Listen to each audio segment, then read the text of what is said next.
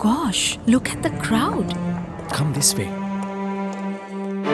Those who spread goodness radiate happiness to everyone around them. Introducing LOLC Finance Credit Cards. Fuel the goodness in you.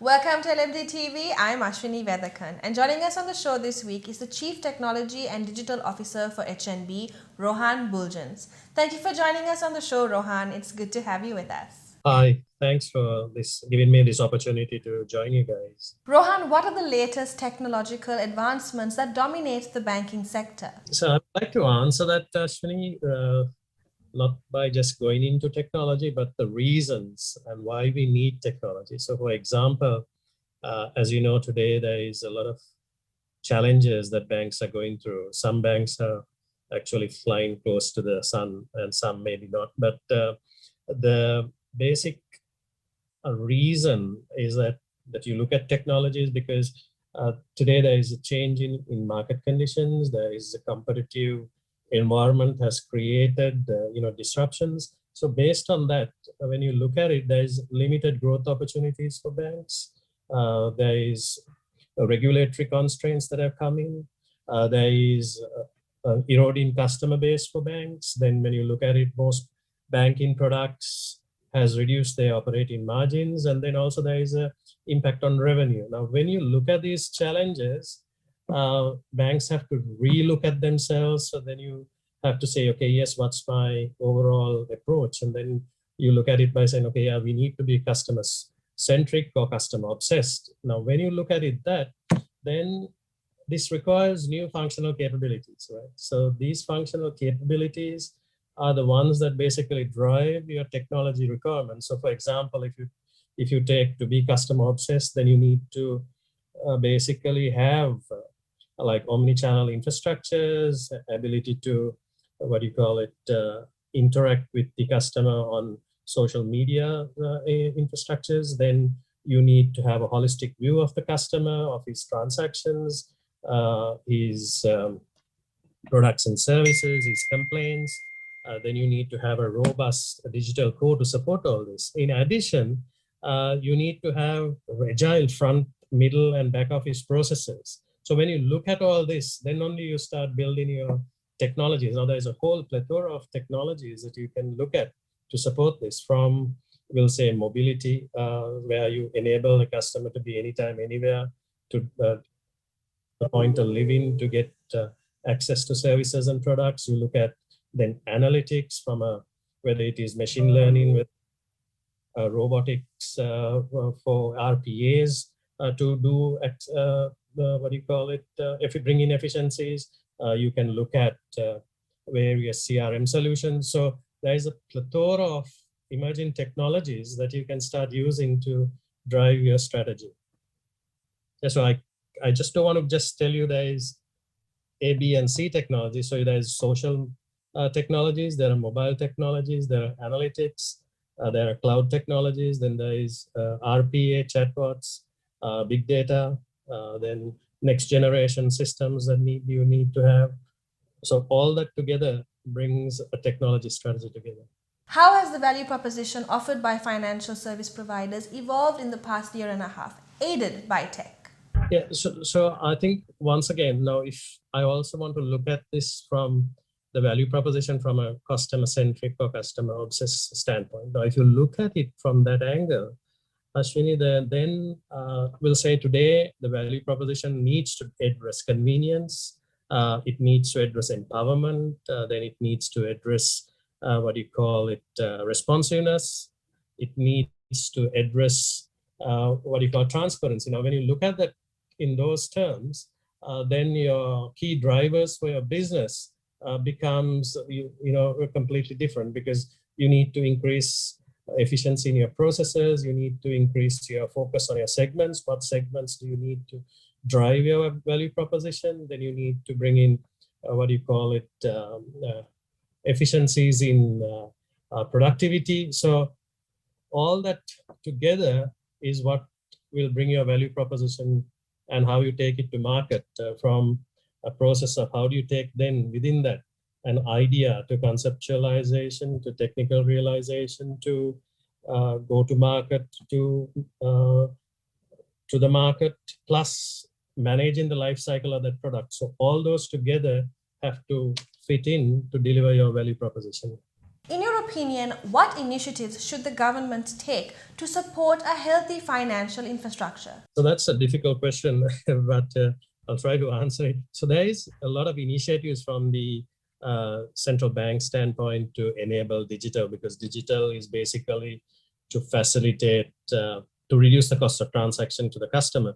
So in addition, the central bank is also, I think with the government, is enabling, they're bringing in things like open banking. Now, why do they need to bring open banking is basically to drive financial inclusion and also to drive innovation. So now when you bring those 2 points together, then you open up the opportunity to fintechs and various trusted third parties to come on board. So however, to bring that is not easy, because you need to have certain regulations to bring on these trusted third parties. You need to have regulations for data privacy. You need to have, various controlling factors about a third party, about data privacy, and all those sort of things. The legal framework needs to be put in place. So these are initiatives that are enabling I think the government plus the central bank is also focused on these. So there are many more, like blockchain. There is many more other initiatives that are really being put in place. But I think, unfortunately, with the current situation, the ability to meet and drive that forward is a bit challenging. But however, there is work happening, but there is other challenges that are also, inhibiting the government or the central bank and the banks to work together to deliver on that.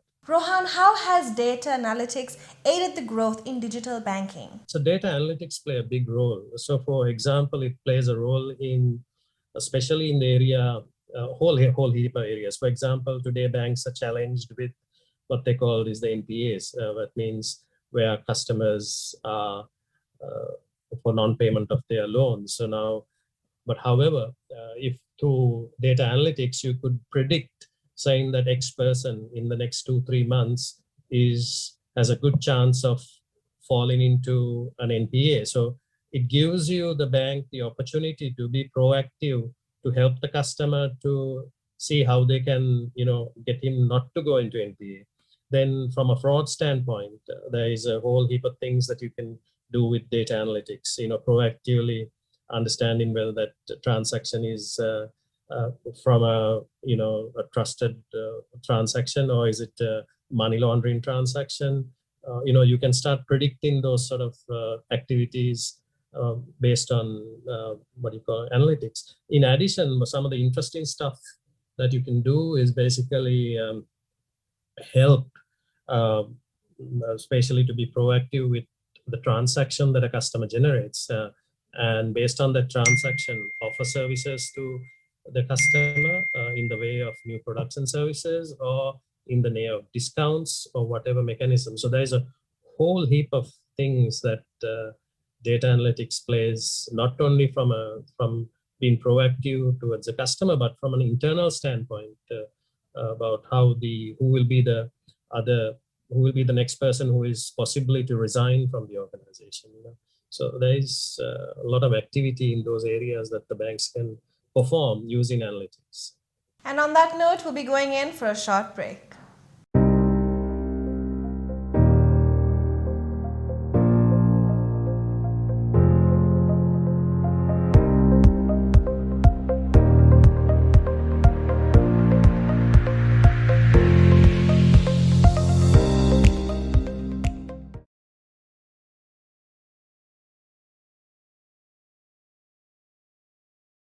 Welcome back to the show as we continue our conversation with the Chief Technology and Digital Officer for HNB Bank, Rohan Buultjens. Rohan, are incumbent banks able to exercise their advantages at present? And if so, how? So the advantage, once again, comes back to our original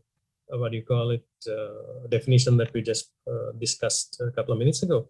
So it's the value proposition that defines that bank and how it wants to deliver that value proposition to the customer. So every bank has a different way of delivering. Some are focused to have the like a physical digital sort of concept and they keep going, but some banks are talking about digital but not doing much about digital. Some banks are committed to digital and delivering that value proposition or planning to deliver the entire value proposition based on the definition of what they want to be as a digital bank in maybe some in the near future or over a period of time. So it all goes back to what areas of the retail banking or the corporate banking or the investment banking or whatever the area that you are in that you want to get at. Rohan, in your view, what could be the significant threats for the local banking sector? There are a number of threats, so especially the biggest threat being the current economic, the predicaments that we are in the economic with the fluctuation of the dollar and the rupee, that is could be of serious concern. Then the other aspect is the competitive environment has been changing and is getting disrupted, and the banks, if they are not aligned to understanding that competitive environment and being present to innovate and deliver that value to the customer when he wants it or when he demands it, I think that is another challenge that we need to keep in mind. The other one is that the banks need to unlearn what they have known in the past, because you need new ways of doing things. And that has been a challenge that could also put banks, backwards. So there is not one thing that, the banks are challenged with. There are many facets. The people's capabilities, are they understanding the new technologies that are coming? Like, for example, are we aligned to understanding how to use analytics to address these problems of the customer and provide solutions? Is our digital mindset in place to ensure that think digital and being digital rather than just talk digital and just create a facade of just having a kiosk and then everything else is at the back end is just all manual. So it is important that not only talking digital, but being digital. It's then innovation and co-create with your partners. If you don't, and just keep on doing the same old thing that you did 10 years ago, is not going to solve the current problems that the banks are facing. If you don't innovate and keep on innovating and bring in partners, sometimes banks are a bit reluctant to work with the partners, and that is a challenge. So number of areas are challenges to banks. It's not just one or two. It is just banks need that digital mindset plus the unlearn the past, because your behaviors are also a problem that does not let you do these new things that we just discussed. Our final question for this evening: what do you foresee as the future of banking, and how are the banking sector stakeholders preparing for this? Yeah, I think the future of, I'll talk about retail banking because in the retail space, basically with the current, unprecedented change that has happened with has impacted with COVID and all these sort of things, the customer has been extremely demanding. He doesn't want to come and waste his time at the branches or whatever. So he wants to get things done in his fingertips, so he needs to be able to get his services or request satisfied, whether it is a daily task that he wants to complete or what he wants to aspire from his financial planning point of view. And the banks need to enable that and facilitate that. Now, you can call it going to a digital bank, or you can call it just, I'm going to provide a mobile bank, but overall, there has to be that digital shift from your front office, middle office, and back office to deliver those services to the customer, because at the end of the day, the customer is the one who decides my salary and everyone else's salary. So if we don't bring on board that customer, the customer is empowered and he wants to be able to do things by himself. And if there is an issue, he wants a quick response. He doesn't want to wait 3 days to get an answer from the bank. And also he wants transparency of that transaction, not a fine print saying, sorry, your investments are lost. So there is this push by the banks to go into this digital environment. So some call it, how can we be the best digital bank? And that's, I think, everyone's idea of getting there. But sometimes the ethos of the country also may not enable you to go, eliminate branches. That is, and we need to understand that, because there will be the branches, plus there will be a push for digital, basically for the millennials and the young people or the young executives who really want to deal with the banks digitally, rather than coming and waiting in a queue and discussing stuff with a front office person. So this push is definitely there. Well, this has been an insightful conversation, but unfortunately, we've reached the end of the segment. Thank you for joining us on the show this evening, Rohan. Thank you. Thank you, Ashwini. Coming up, we have the latest from the LMD Nielsen's Business Confidence Index. Stay tuned. You love the feeling of being renewed. To stay beautiful every single day. To breathe just like we do, because you are truly delicate, protecting the ones who've been with us through the years. With Sayalac Care, the only wood coating that truly protects you. Sayalac Wood Coatings from JAT.